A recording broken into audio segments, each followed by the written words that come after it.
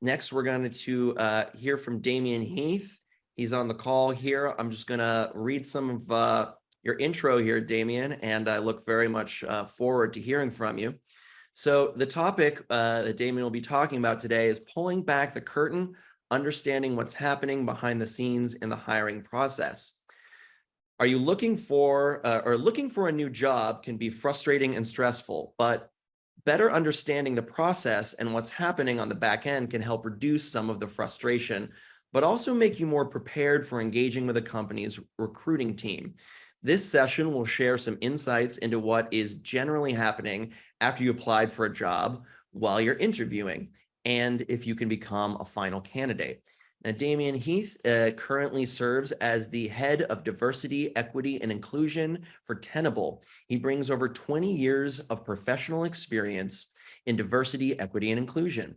Damian got his start working in consulting firms doing diversity training and facilitating with nonprofits, business leaders, community foundations, local and federal governments, and public schools.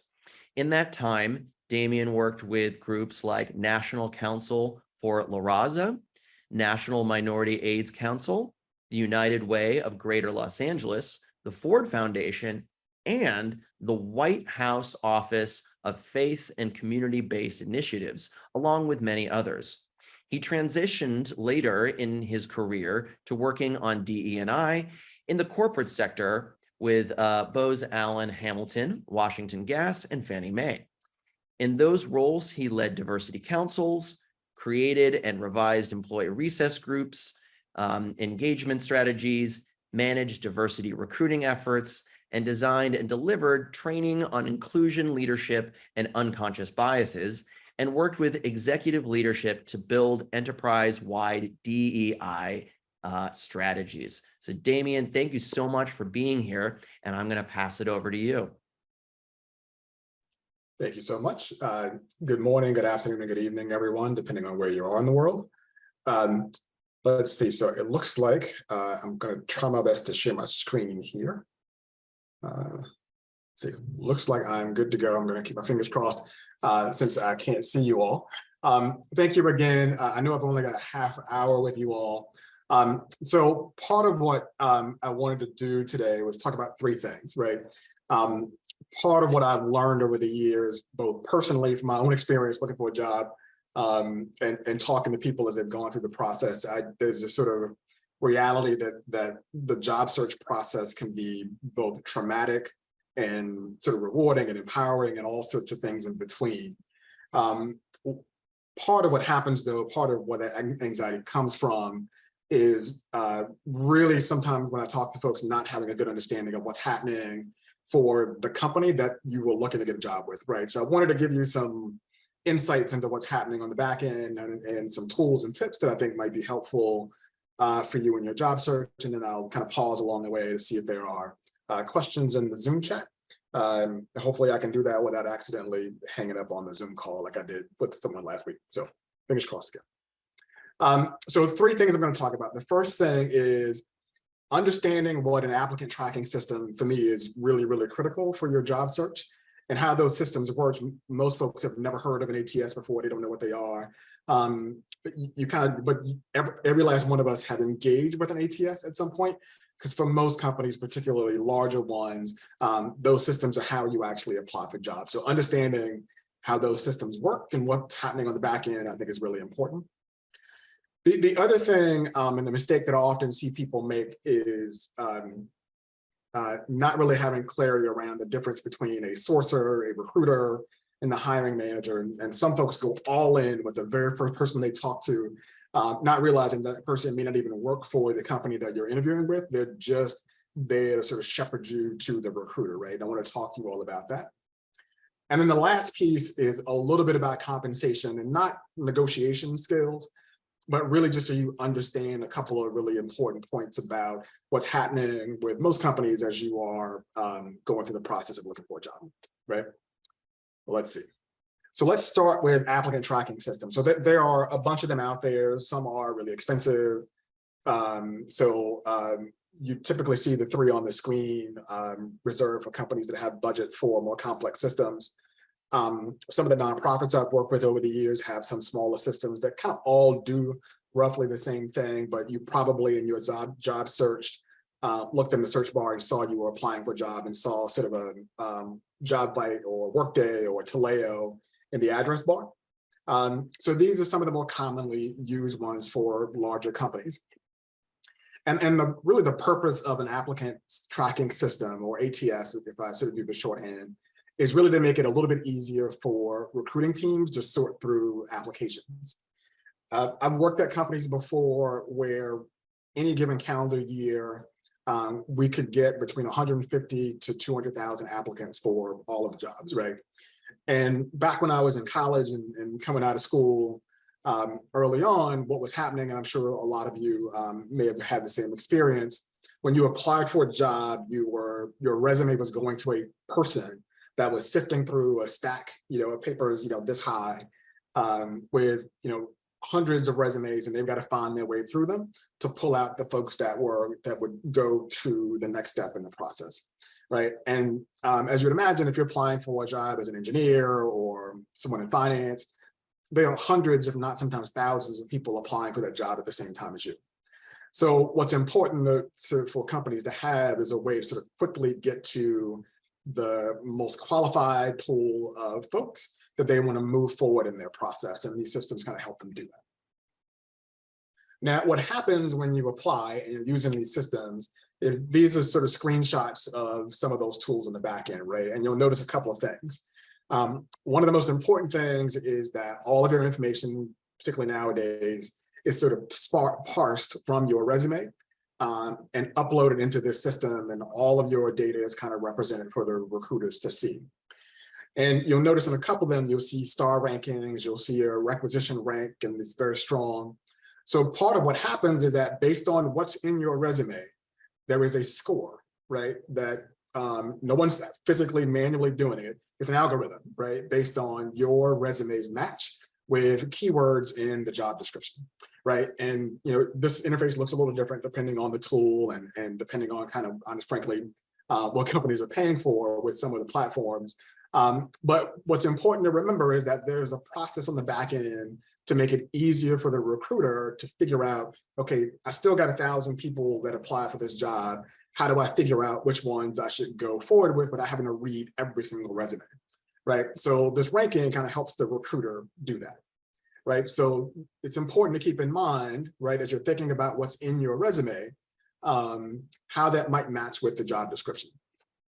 So 3 things I want you to remember that can impact your sort of movement through the process, given how an applicant tracking system works. So the first thing is to make sure that your resume and the job description are speaking the same language. And what I mean by that is, in some cases, you may have worked in another country, you may have worked in an industry that's sort of similar, that uses words to describe the work in a way that that company might not, right? So the job description may have words in it that to be shorthand, but that algorithm doesn't, right? So you want to make sure that you match the language up to make sure that if you are a finance professional that has a very specific job, that the way that you describe what you did in that role matches the job description. Again, there is no, the algorithm and the sort of technology is not reading in between the lines, right? It's just not designed to do that. It's looking for keywords, right? So you want to make sure that there is a solid match between your resume and the job description. The second thing, and my guess is there are probably a handful of you on the line that have had this issue before, if your resume isn't formatted the right way, it could be hours of work just to reformat sort of the parsing of your resume in that company's applicant tracking system. And simple things can happen, right, when you're going through that. You could, and I've seen this happen for myself, and I've talked to other folks that have had the same thing happen. So let's say for a particular job, the years of experience threshold is that you have to have a minimum of 5 years, right, as an example. Well, if the system, because of the way you formatted your resume, pulls information from the dates incorrectly, and it looks like you've only got 3 years and not 5, guess what, right? You're not going to bubble up for the recruiter to see you, right? So you want to make sure that if you've got a resume that's got a lot of interesting formats, then it's really creative, that you kind of simplify it for the upload process into that company's system. What I always recommend to people is that if you want to have a really fancy resume, great, but you need a really simple text-based one that you can quickly sort of use for uploading into those systems, as opposed to the ones with all the fancy colors and graphics, unless you plan to hand that one out during your interview.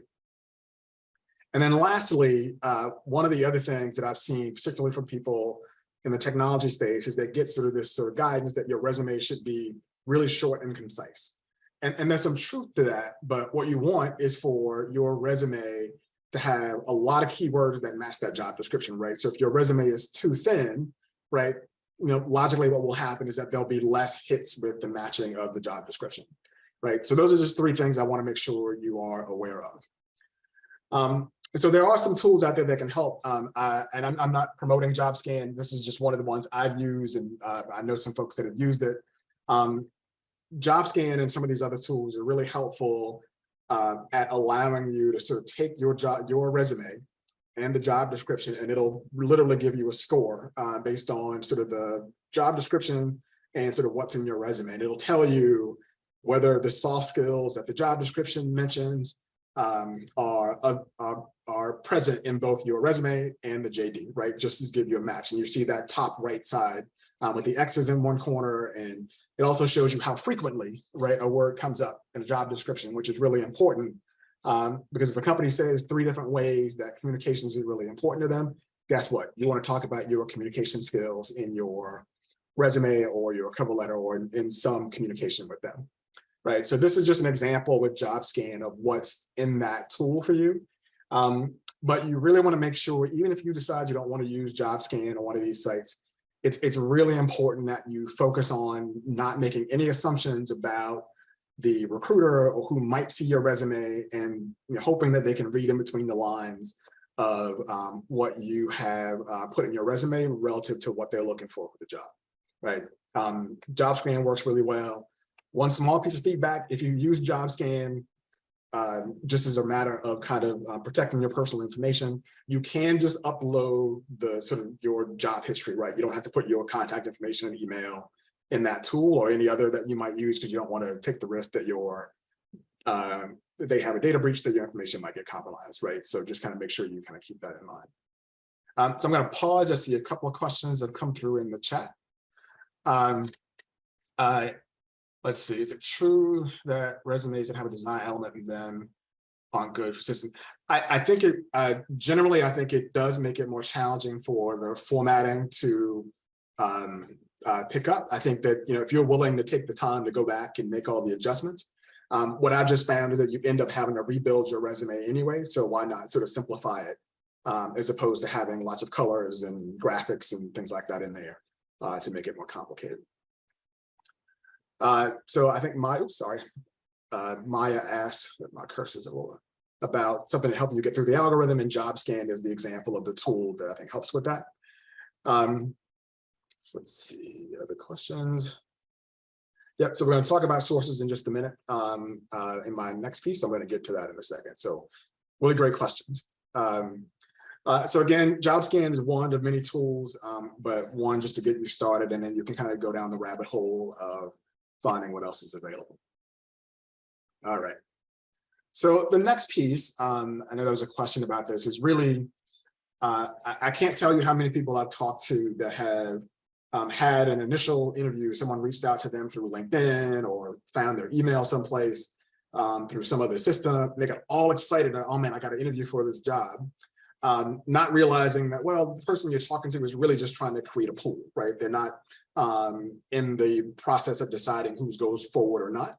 And oftentimes that person is called a sourcer.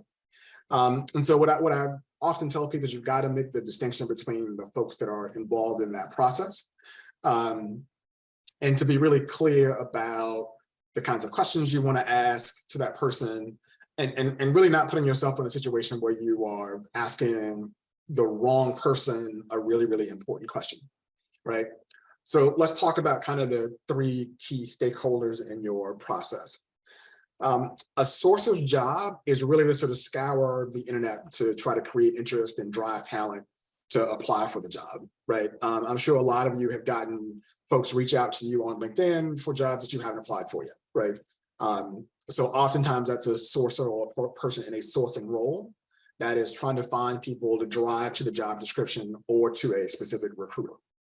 Now, in some companies, the sourcer and the recruiter might be the same person. I think when you start applying for jobs with larger companies, that might not be the case as often. But it's important to start to sort of distinguish between the two.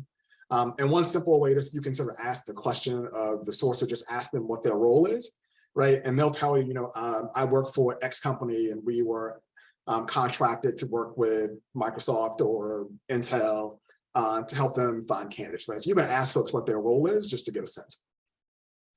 Now, the recruiter, on the other hand, is really the internal person in most cases. Some companies use external recruiters too, but for most of you, the recruiter will be someone in-house. And their job is to figure out in the universe of applicants, who should they put in front of the hiring manager, right? So that conversation with them is really just, you know, a screening process with you and could be, you know, 15 to 20 other people, depending on the role. Right. The other thing that happens is that once you start through the interview process, the recruiter is typically the person that's following you along through that and is your point of contact if you've got questions. Now, while the recruiter may have some input, right, into you know, companies' decision making because they've talked to a lot of candidates and hiring managers typically take, you know, input from recruiters. Ultimately, the decision about you getting the job is going to be from the hiring manager, right? So their role in partnership with recruiting and with their HR team and their leadership is to make sure they pick the right person for the job, right? And part of how they have to navigate that is doing their best to make sure that the recruiter is really clear on what the expectations of the job are so they can screen better. And then that the sourcer knows what kind of talent in the universe of people to start to look for that might be of interest for the job, right? And, you know, sometimes those things don't always align the way you would like. I'm sure there are many of you out there that have gotten outreach from places on LinkedIn or in your email asking you to apply for jobs that have absolutely nothing to do with your background or skill set. And that happens sometimes, right? And you know, companies work to sort of clean those things up and get them tight. But you know, part of the process is to make sure that everybody's on the same page, right? That's kind of the goal. One of the questions I just saw come in was, you know, why use sources if you get so many resumes? You know, a lot of times, you know, a sourcer can help with the process of sort of reducing kind of the volume by saying, you know, I talked to 10 candidates and all of them sort of fit the skills that we need, right? It's another step and another tool to make the process go faster, right? So it's not an either or. Oftentimes for larger companies, it's a both, right? You've got your ATS to help you sort of filter. You've got sourcers out there to help you filter and drive talent just to make the process a little easier. And with those applicant tracking systems, if a sourcer finds you, if the system is working the way it should, right, on the back end, the recruiter can tell the difference between a person that was driven to that to apply for a role from just finding on LinkedIn, or a sourcer reached out and gave you a specific link to go to apply, right? So all those things are coded on the back end. So a couple of things to remember. Again, if you're talking to a sourcer, just be thoughtful about the fact that they may not actually work for that company. And if they do, they're not, in many cases, sort of a decision maker. So just be thoughtful about the kinds of questions you ask. With recruiters, and I will give a shout out to, you know, recruiters get beat up quite a bit in most companies, but most of them do a really, really great job. But one of the things that I've learned about really, really good recruiters is that they will make you feel like you're the top candidate, even if you're not, right? Because they're being respectful and thoughtful and polite. They're asking great questions.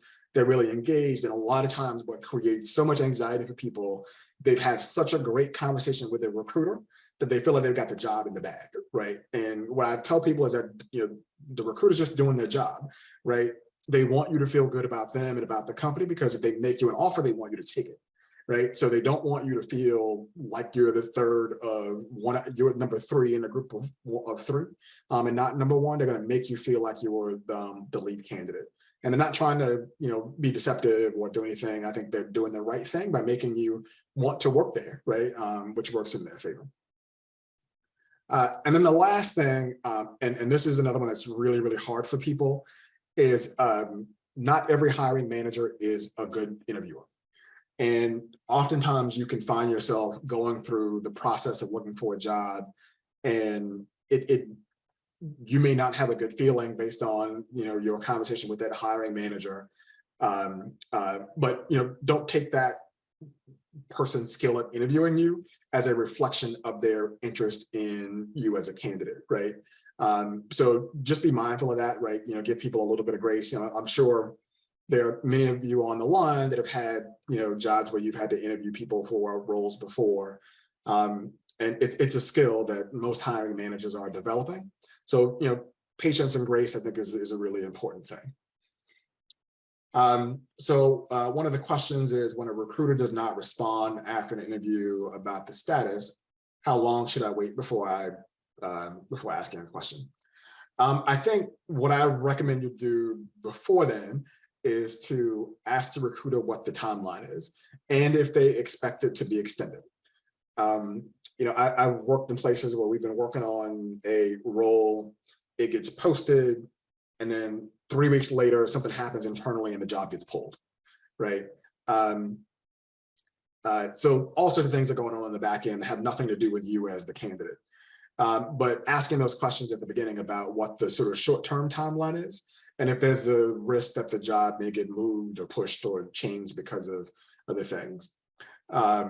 So I would recommend that if you haven't heard from the recruiter,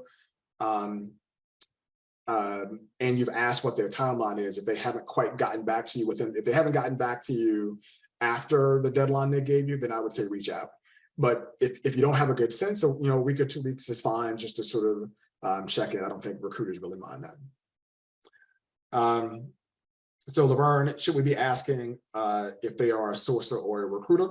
I don't think you have to be that direct, but you can ask the person what their role is at the company, right? And then they'll tell you, right? So that's an easy way to get around it. All right. So again, just some things to kind of keep in mind. I think oftentimes what I encourage people to just to be really thoughtful about who you're talking to and what their role is, and understanding the distinction between them so that you invest the right amount of emotional energy in that's appropriate for that conversation, right? And tailor your questions appropriately. Okay. And then the last thing I'll talk about, and again, this isn't me giving you tips about salary negotiation. That's not really my background. And it's a tricky thing because salary negotiations are just hard, right? And they're hard, they're uncomfortable, and people have been negotiating salaries for hundreds of years, and I think no one's really figured out the right way to make it easy for anybody.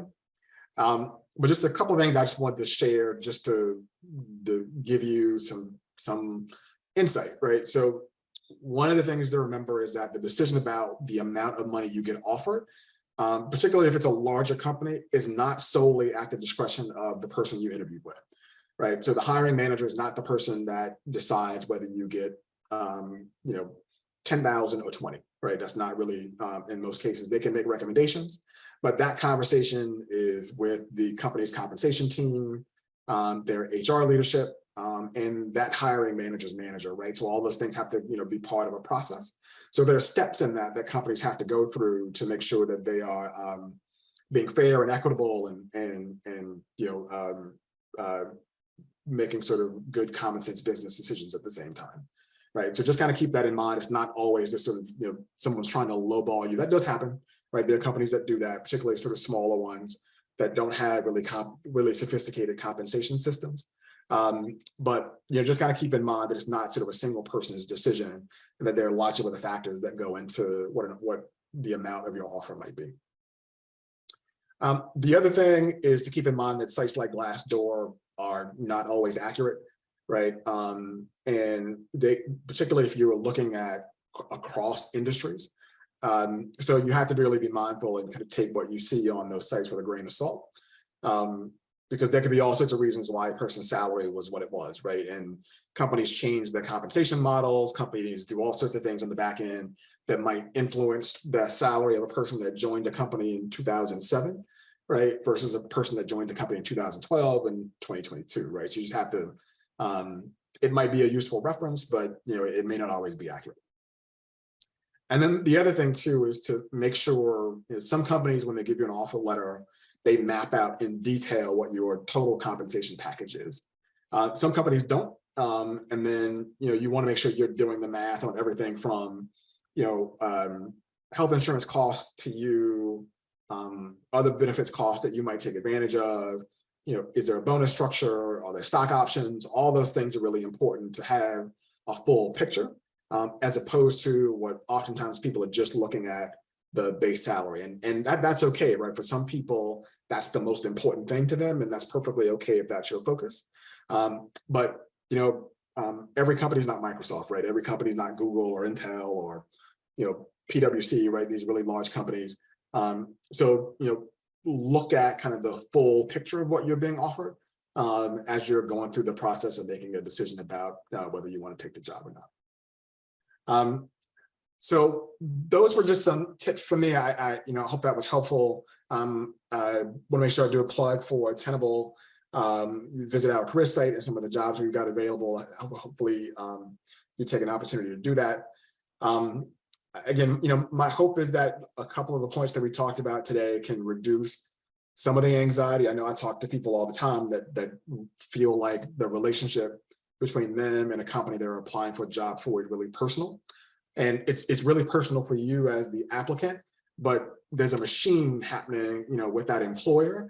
And most companies, I think, do the best they can to make people feel comfortable and to be really sort of transparent about what's happening. But companies drop the ball.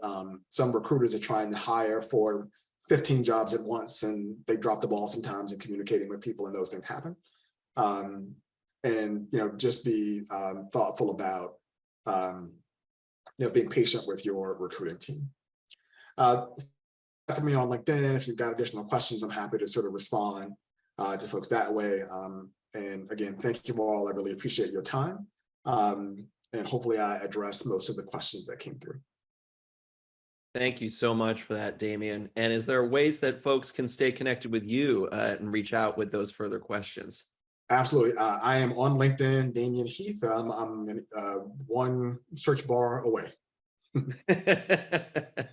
Fantastic. Well, thank you for making the time today, and I hope you have a wonderful rest of your day, Damian. Absolutely. Thank you all.